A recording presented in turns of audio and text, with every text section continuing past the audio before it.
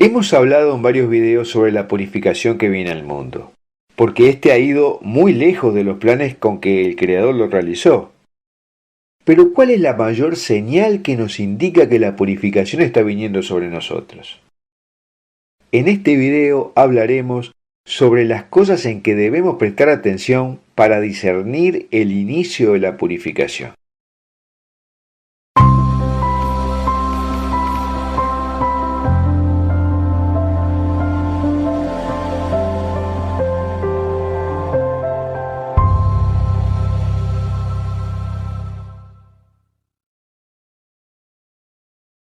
Estamos actualmente viendo el cumplimiento de una de las señales principales del fin de los tiempos.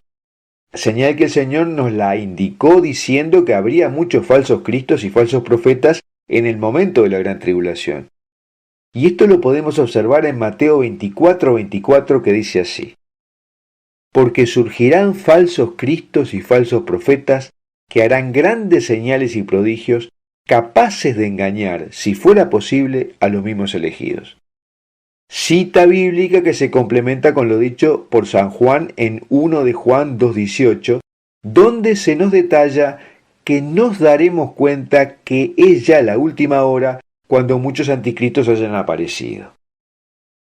Es decir, que estaremos a las puertas del fin de los tiempos cuando haya una gran cantidad de personas que sigan o se hayan dejado seducir o engañar por falsos cristos o falsos profetas, quienes les proporcionarán falsas doctrinas o ideologías totalmente apartadas de la única fe verdadera que nos dejó Dios con su santa palabra.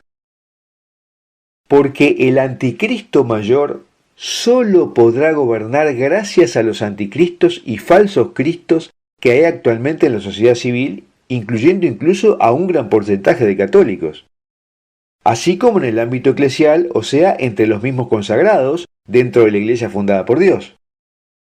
Estos anticristos son los que terminarán por acelerar el cumplimiento de estas profecías. Esta es la tesis central del estudioso de las Escrituras y la escatología Sergio Martínez Rojas para Foros de la Virgen María.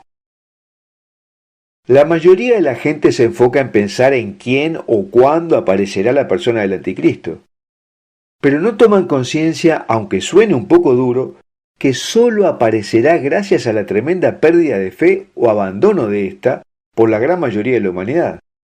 Es decir, que cualquiera de nosotros podríamos ser también pequeños anticristos si nos apartamos de la única doctrina verdadera de Dios y empezamos a creer en otras ideologías que nos ven del mundo, a través de los falsos cristos y falsos profetas. Bien dice San Pablo en 2 de Tesalonicenses que antes del fin de los tiempos y de la parucía tiene que darse primero la gran apostasía y luego sí la manifestación del impío. 2 Tesalonicenses 2:3 dice concretamente: que nadie os engañe de ninguna manera. Primero tiene que venir la apostasía y manifestarse el hombre impío, el hijo de la perdición. Con lo cual podemos señalar que la máxima señal que desembocará en la aparición del hijo de la perdición o el anticristo ya la tenemos desarrollándose plenamente, ya que aunque durante toda la historia ha habido muchos anticristos o pérdida de la fe verdadera en muchos, ninguna época se compara con la actual, en donde vemos claramente que esta pérdida de fe es terriblemente generalizada, aún entre los mismos cristianos y en las jerarquías. Y es así que podemos decir que los protestantes son anticristos y también falsos profetas o falsos cristos, ya que dicen ser de Cristo o cristianos, pero predican una doctrina contraria a la de Jesús. Rechazan y hasta odian a la única iglesia que fundó Jesús, la católica. Rechazan, son indiferentes o hasta odian a la Madre de Jesús, la Madre de Dios, la Virgen María. Rechazan o no aceptan los sacramentos que instituyó Cristo, como la confesión y la comunión. No creen que en el Santísimo Sacramento del altar esté nuestro Señor en cuerpo, sangre y divinidad. Y además dicen que solo la fe salva, es decir, que por decir que creen en Jesús, ya están salvos, sin importar las obras de misericordia, o sin importar si pecan o incumplen los mandamientos a la voluntad de Dios constantemente. Y estos falsos profetas han conseguido seducir a una gran cantidad de personas que en su mayoría y por ignorancia de la fe católica se han convertido en anticristos protestantes. Asimismo, una gran parte de católicos son ya anticristos, porque un gran porcentaje son católicos por tradición y no practican su fe como nos la legaron los apóstoles, y que les fue transmitido a su vez por Jesucristo con quien convivieron. Y hay otro buen porcentaje que aún va a misa o reza rosario, por ejemplo, pero está a favor de ideas contrarias a la moral cristiana, que no las podemos mencionar aquí, pero que ustedes saben cuáles son. Y otros tantos van a misa, pero están en pecado mortal, infringiendo los mandamientos, como por ejemplo fornicando, adulterando, siendo injustos con los más necesitados, se divorcian y no respetan ya el sacramento del matrimonio, etc. Hay un relativismo muy extendido entre los católicos, en donde al bien se le llama mal y al mal se le llama bien. Y ni qué decir de los que pertenecen a otras religiones o que son ateos, que ni siquiera reconocen a Jesús como el único Mesías. El judaísmo, el islam, el hinduismo, el budismo, etc., son obviamente anticristos desde su origen. Los que pertenecen a la New Age son anticristos también, falsos profetas, ya que muchos dicen creer en Jesús, pero al mismo tiempo dicen que es un maestro ascendido, y lo ponen a la par de Buda o Mahoma. Es decir, que hablan de él como una persona muy especial, un profeta, pero no ven su divinidad única, no lo ven como Dios. Y también en vez de creer en la resurrección y las cruces que nos enseñó Jesús que debemos llevar, creen en la reencarnación y en los karmas. En vez de creer en el poder de la oración católica, creen en prácticas paganas de meditación como el yoga o el reiki, así como en el poder de las piedras, cuarzo, las energías, siendo esto puro esoterismo, ocultismo, superstición. Incluso hay muchos católicos que creen y practican todas estas espiritualidades cayendo en el sincretismo, es decir, en mezclar cosas que son de Dios con cosas que no vienen de Dios. Y los que componen la élite que domina el mundo son abiertamente anticristos y falsos cristos y falsos profetas. Porque es una élite que deliberadamente trabaja para el maligno y sus planes, siendo la gran mayoría masones o comunistas o hasta satánicos. Y casi siempre se hacen pasar como los salvadores del mundo, es decir, como falsos mesías, como son ellos que de una manera malvada provocan siempre el caos, y después ofrecen la solución a ese caos que crearon. Una élite que a través de los medios de comunicación, de los gobiernos y de los lobbies de organizaciones sociales han logrado atraer un gran ejército de seguidores o anticristos. Y son grupos que atacan cada vez con más furia a la Iglesia Católica, profanando y quemando iglesias, imágenes santas, hiriendo y asesinando sacerdotes. Ataque que solo está enfocado contra la única Iglesia de Dios, ya que el maligno lo sabe muy bien, y por lo tanto es la única iglesia que le interesa tratar de destruir. Esta élite de falsos cristos pretende instituir un nuevo orden mundial sin Dios, implementando el modelo comunista chino, que es un mix de control de la población y grandes empresas privadas que manejan la economía, con un solo gobierno del cual todos dependeremos. Y por último tenemos a los consagrados, o que pertenecen al clero de la Iglesia Católica, como cardenales, obispos, sacerdotes, monjas, monjes. Ya buen porcentaje de ellos son anticristos porque muchos predican cosas contrarias a la fe y a los dogmas católicos, siendo ellos mismos los principales responsables de que muchos laicos hayan perdido también la fe y vayan por el camino de la perdición de sus almas. Y por esto, y por los escándalos de algunos sacerdotes, muchos católicos, en vez de quedarse en la iglesia y hacer contrapeso, prefieren alejarse. Esta apostasía de los hijos consagrados del Señor es ya lo que colmará la copa y provocará que Dios purifique al mundo y a su iglesia. En resumen, pudimos analizar cómo actualmente vivimos en una generación en donde la fe verdadera casi se ha perdido, con la apostasía generalizada tanto civil como eclesial, en donde no solo los que no son cristianos o católicos están envueltos en toda clase de pecados que van en contra de los mandatos de Dios, sino que los mismos que dicen ser creyentes en Cristo están siendo hipócritas o fariseos, que era a los que Jesús recriminaba más fuertemente. Y por otro lado también dijo que a los tibios espiritualmente hablando los vomitaría de su boca. Toda esta apostasía en la que está sumergida la humanidad es la mayor señal que nos indica que estamos entrando en el fin de los tiempos. Y esta pérdida de fe en todos los ámbitos de la sociedad será la que le facilite al anticristo mayor el camino para que haga su aparición y ataque y persiga al pueblo de Dios que todavía le es fiel. Pero aunque parezca lo contrario, esta es una buena noticia, porque si no hay purificación de la humanidad, no sucederá el triunfo del Inmaculado Corazón de María. No habrá un nuevo Pentecostés, ni veremos una era de paz. Y por eso nuestras oraciones para que los pecadores se conviertan deben ser de la máxima prioridad.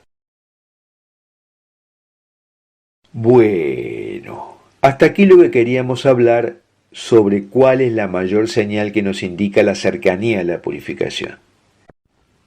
El mundo está entrando en una etapa en que reinarán el engaño, la mentira y la confusión.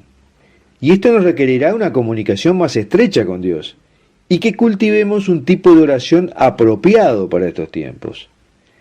En este video hablaremos sobre cuál es el tiempo que se abre delante nuestro, qué tipo de situaciones sucederán en el mundo y cómo debemos orar para estar protegidos, estar bien informados y apoyar la conversión de nuestros seres queridos.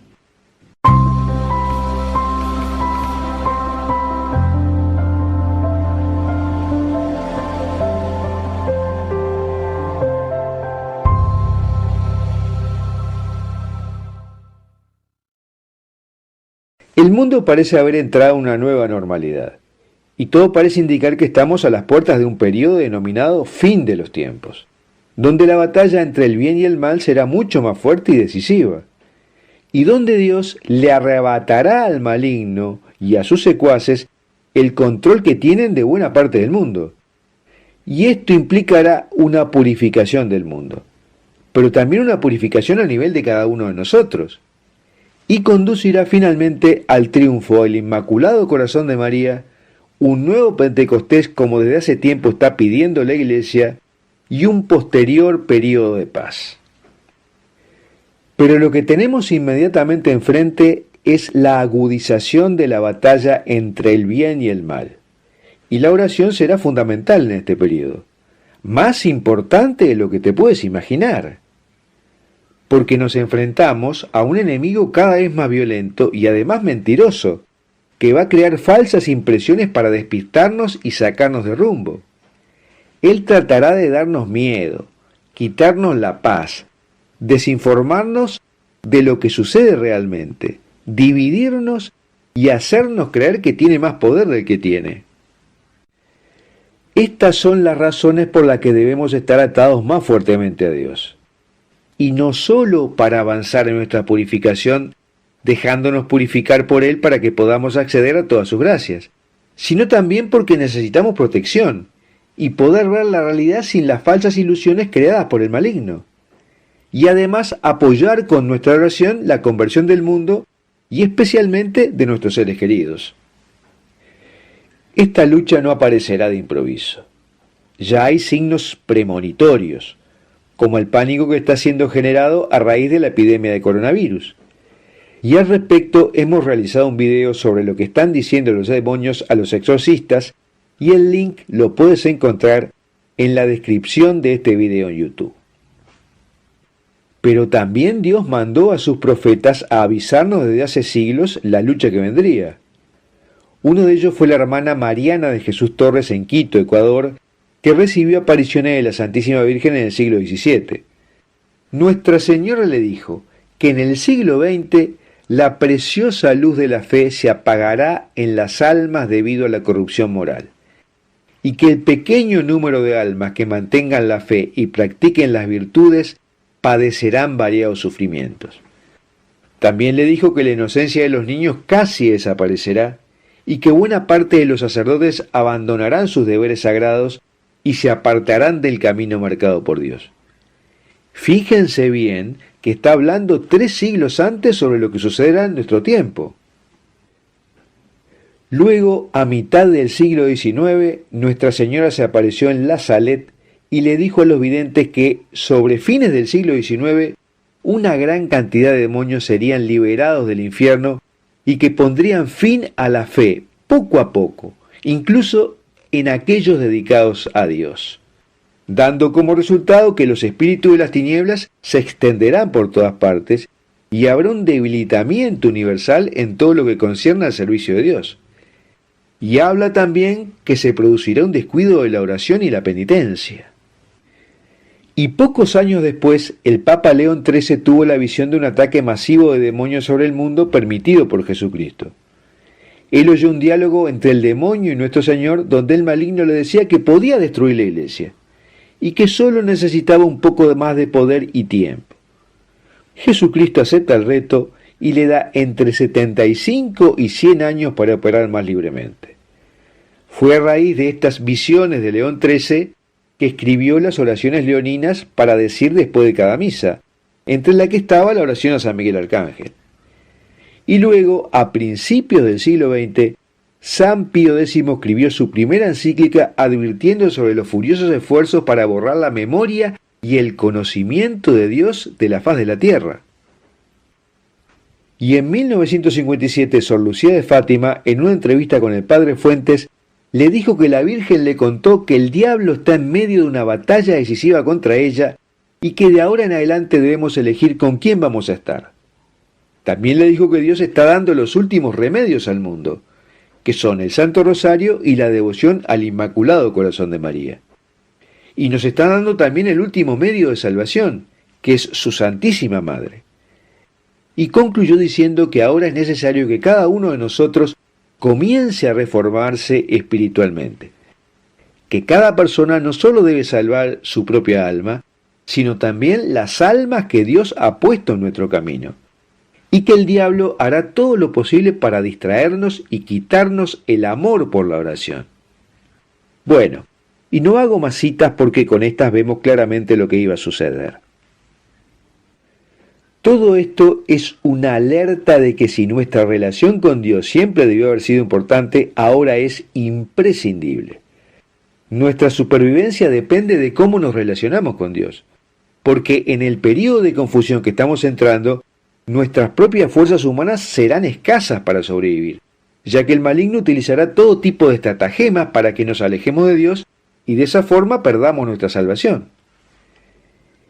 Si no tenemos una relación sólida con Dios, no tendremos información veraz de lo que está sucediendo. No podremos comprender el plan que Dios tiene para cada uno de nosotros y los regalos que Él puso a nuestra disposición en este momento. Y tampoco caminaremos por el plan que Él ideó para que purguemos nuestros malos hábitos y pecados que adquirimos en el mundo. ¿Y cómo se logra esto? Esto se logra con la oración, pero una oración que busque establecer una relación con Dios, una comunicación de doble vía. Esta es la oración indicada para estos tiempos. Una oración que sea una conversación, no un monólogo, que nos permita escuchar. No recitar fórmulas preparadas de antemano rápido y distraídamente, porque con esa forma de oración actuamos como si Dios solo tuviera que escucharnos y que no tenemos necesidad de escuchar los pensamientos y deseos que quiere comunicarnos. Tenemos que abrir el corazón y la mente a Dios suavemente y no centrarnos en una lista de peticiones. Peticiones que son válidas, ojo, y debemos hacer, pero luego que establezcamos esa comunicación espíritu a espíritu con Dios. ¿Y cómo se logra esa comunicación? Durante el silencio de la reflexión sobre la vida de Jesús, durante la lectura y meditación de pasajes de la Biblia, durante la contemplación de hechos de la vida de la Santísima Virgen y de otros santos, durante la meditación silenciosa mientras rezamos el rosario tratando de evitar las distracciones. Las distracciones siempre van a existir, en parte generadas por el maligno para apartarnos de la comunicación con Dios. Por eso ha llenado el mundo de tanto ruido. Y la forma más eficaz de combatir las distracciones es eliminar cada distracción en el momento que aparece en nuestra mente. Expulsarlas dejando de pensar en ellas. Pero la forma más perfecta de comunicación con Dios es llegar al estado de comunión permanente con Él, todo el día y todo el tiempo. Esto es que cuando estemos haciendo lo que sea, sentir que estamos en presencia de Dios, dedicar cada cosa que hagamos a Él, sentir que nuestra confianza está depositada solo en Él y no en nuestras habilidades y lo que puede hacer otra persona. ¿Y cómo sabremos que nos estamos comunicando con Dios? Porque lograremos paz y tranquilidad interior. Cuando le abrimos a Dios nuestra mente y nuestro corazón, Él viene a nuestros pensamientos. Y nuestros pensamientos y sentimientos comienzan a ser los que Dios pone en nosotros en ese momento. Dios no tiene que usar palabras y signos externos para transmitirnos ideas. Él entra en nuestras mentes directamente y habla en secreto sin hacer ruido. Y solo por la fe y la paz que deja es que sabemos que Él está trabajando en nosotros. Y su dirección la tendremos también en las cosas que nos suceden en la vida diaria, que asumimos como sus respuestas a preocupaciones, ansiedades y preguntas que nos hacemos profundamente. Vienen tiempos en que el maligno va a suscitar grandes miedos en todo el mundo. Él quiere que vivamos atemorizados. Va a tratar de quitarnos la tranquilidad y la confianza en que Dios nos está sosteniendo y guiando. Tiempo en que sus secuaces van a generar informaciones falsas que hagan perder la fe a muchos cristianos. Además impulsarán a personas alrededor nuestro para que nos ataquen. Y la única manera de mantenernos en la fe y eliminar el temor será el establecimiento de una comunicación profunda con Dios de la manera que hemos mencionado.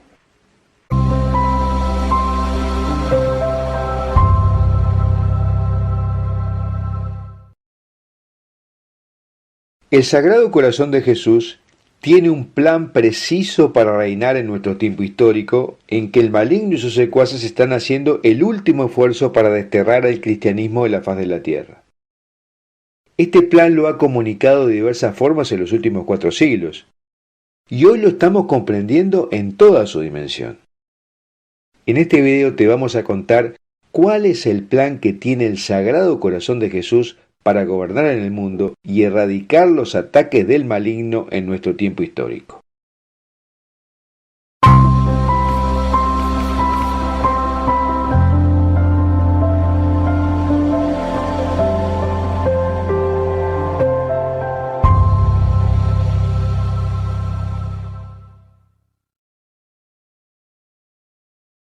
Hay 4 apariciones del Sagrado Corazón de Jesús que muestran claramente cuál es el itinerario de la reconstitución del mundo que con el paso de los siglos está siendo cada vez más dominado por el maligno. Jesús se le aparece a Santa Margarita María de Alacoque en Francia en 1673. Luego al Beato Padre Bernardo de Hoyos en 1733. De ahí en el siguiente siglo a la Beata Madre Encarnación Rosal en 1857 y por último a Santa Faustina Kowalska en 1931, una vez en cada siglo. ¿Y cuál es el mensaje principal que nos quiere dar? Con Santa Margarita en Francia, Jesús recuerda el amor que tiene por nosotros. En España, el Padre Bernardo recibe las confidencias del corazón de Jesús con la promesa de que Él reinará. A la Madre Encarnación en Guatemala, Jesús le cuenta lo que sufre su corazón por el pecado del mundo. Y Santa Faustina recibe a Jesús en Polonia con las revelaciones de su misericordia, pero también de su justicia. De modo que, en resumen, Jesús nos recuerda que nos ama y que sufre por nuestro abandono, que quiere reinar a pesar del pecado nuestro, y que si lo amamos y le pedimos perdón, Él desplegará toda su misericordia. De otro modo, a quienes no acepten su misericordia, les aplicará su justicia. Y hay algo a lo que no le hemos dado suficiente relevancia en estas profecías, y es que Jesús dice que Él va a reinar. Jesús no pone condiciones, habla y cuenta el futuro en tono de una promesa divina incondicional. Comienza sus promesas con Santa Margarita María, quien recoge del Sagrado Corazón esta frase: reinaré en el mundo a pesar de mis enemigos. Esto significa que destruirá el imperio de Satanás y sobre su ruina levantará el imperio de su amor. Pero además dice Jesús que Él va a reinar en España con más y mayor devoción, y lo hace sin colocar condiciones nuevamente. Como si antes de reinar en el mundo fuera necesario empezar por España. Pensemos que en ese momento que Jesús da esa profecía, México, Guatemala, Chile, Argentina, Uruguay, etc., pertenecen a España. Eso quiere decir que Jesús reinará en todos estos lugares de Iberoamérica primero, pero inicialmente reinará en España. Y esto recuerda las profecías sobre el gran monarca, que apuntan a España como el lugar donde éste reinará. La Virgen lo dice en la aparición de Esquioga en España, que ella pondrá a su rey y que existirá a partir de ello un gran cambio. ¿Será que Jesús escoge lugares donde la Virgen ha tenido una devoción muy especial?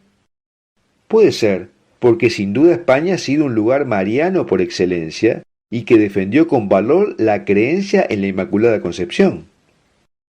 Pero también en Francia existen dos apariciones muy populares como son la Medalla Milagrosa y la de Lourdes, y ambas representan la Inmaculada Concepción. Y Guatemala aprendió de España a valorar y defender esa creencia, incluso hasta el punto de declarar en su independencia que la Inmaculada es su patrona. Pero Polonia no se queda atrás.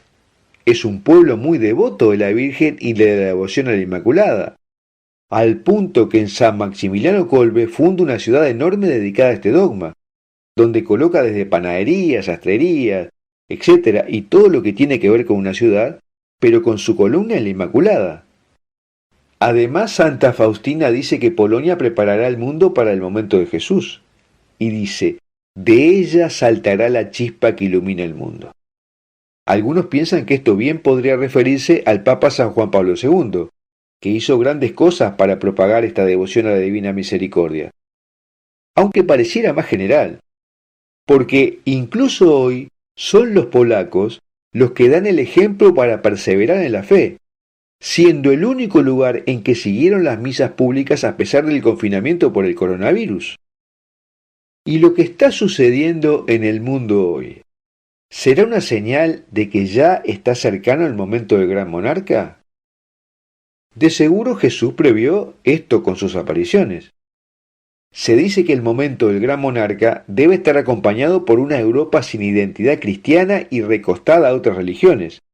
Y al parecer cada día esto es más cierto, ya que disminuye la cantidad de cristianos, aumenta la de islámicos y los ateos. Y además hay una estrategia en curso desde hace varias décadas para quitar el cristianismo de la cultura de Europa, promoviendo migraciones de África y Oriente Medio, lo que se ha dado a llamar el gran reemplazo de la población. Y este multiculturalismo, que tiene como objetivo licuar el cristianismo, ya estamos viendo que está generando grandes tensiones y seguramente aumentarán. Los incendios a iglesias católicas y a sinagogas son cada vez más frecuentes, mostrando cuál es el objetivo perseguido, o sea, quitar de en medio la matriz judío-cristiana de Europa. De modo que estamos en condiciones de identificar el lugar y el momento del reinado de Jesús. Estas promesas de Jesús van unidos de alguna manera a la Inmaculada, porque ya hemos visto que las 4 apariciones tienen una relación especial con ella, y que será necesario que haya un caos antes que Él reine. Porque los evangelios dicen también que antes de la venida de Cristo habrá señales, desastres naturales y guerras, pero que aún no será el fin. Eso sí, estará cercano, pero aún faltará. Y por eso debemos mirar cómo esto se cumple hoy, con tantos católicos que son silenciados por sus creencias y perseguidos hasta el punto de que otros que se dicen ser católicos los quieren acallar. Y además hoy estamos con el mundo en vilo, porque el nuevo orden mundial quiere acelerar la 4ª revolución tecnológica con la robotización de todos los aspectos de la vida a través de la tecnología 5G, lo que implicará una gran masa de desempleados a los que se aprestan a controlar y confinar para prevenir disturbios. Pero este peligro no detendrá el plan de Dios.